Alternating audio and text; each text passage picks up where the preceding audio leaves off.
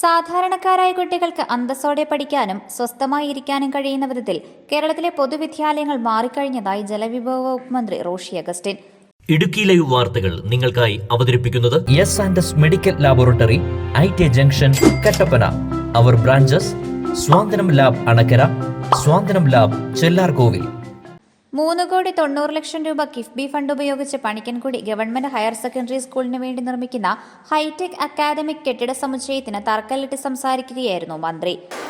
വിദ്യാഭ്യാസ രംഗത്ത് കാലോചിതമായ മാറ്റം വിദ്യാർത്ഥികളുടെ പഠന നിലവാരത്തെയും അതോടൊപ്പം താല്പര്യത്തെ വർദ്ധിപ്പിക്കുന്നു എന്നുള്ളതാണ് പഠനങ്ങളിൽ കാണുന്നത്.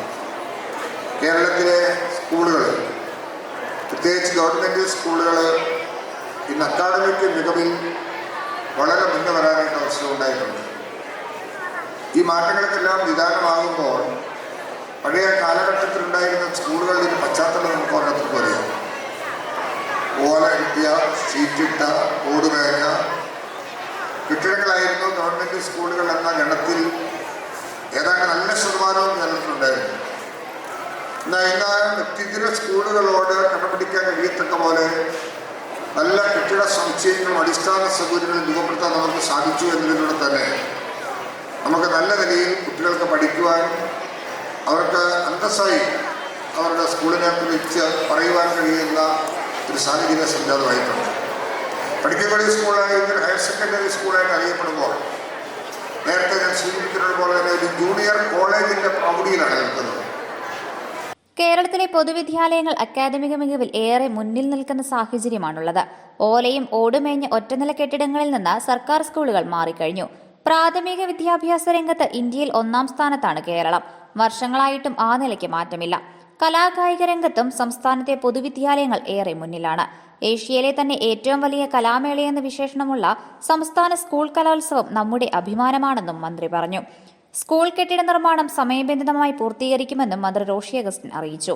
സ്കൂൾ ലാബ് നിർമ്മാണത്തിനായി MLA ഫണ്ടിൽ നിന്ന് 30 ലക്ഷം രൂപയും റിട്ടേണിംഗ് വാൾ നിർമ്മാണത്തിന് ജില്ലാ പഞ്ചായത്ത് വക 15 ലക്ഷം രൂപയും സ്കൂളിന് അനുവദിച്ചു. ജില്ലാ പഞ്ചായത്ത് പ്രസിഡന്റ് KT ബിനു അധ്യക്ഷത വഹിച്ചു. സ്വാഗത സംഘം ചെയർമാൻ NV ബേബി, കൊന്നത്തടി ഗ്രാമപഞ്ചായത്ത് പ്രസിഡന്റ് രമ്യ റനീഷ്, ജില്ലാ പഞ്ചായത്ത് അംഗം ഷൈനി സജി, അടിമാലി ബ്ലോക്ക് പഞ്ചായത്ത് അംഗം CK Prasad, school principal Monsy Joseph, headmistress M Prasanna, general convener AS Mitha, മറ്റ് ജനപ്രതിനിധികൾ, രാഷ്ട്രീയ പാർട്ടി പ്രതിനിധികൾ, അധ്യാപകർ, ഉദ്യോഗസ്ഥർ തുടങ്ങിയവർ പങ്കെടുത്തു. Idukki live news Kattappana. Idukki live വാർത്തകൾ നിങ്ങൾക്കായി അവതരിപ്പിച്ചത് S medical laboratory, IT. Junction, Kattappana. പ്രത്യേക ഹെൽത്ത് ചെക്കപ്പ് പാക്കേജുകളുമായി പ്രവർത്തനം ആരംഭിച്ചിരിക്കുന്നു.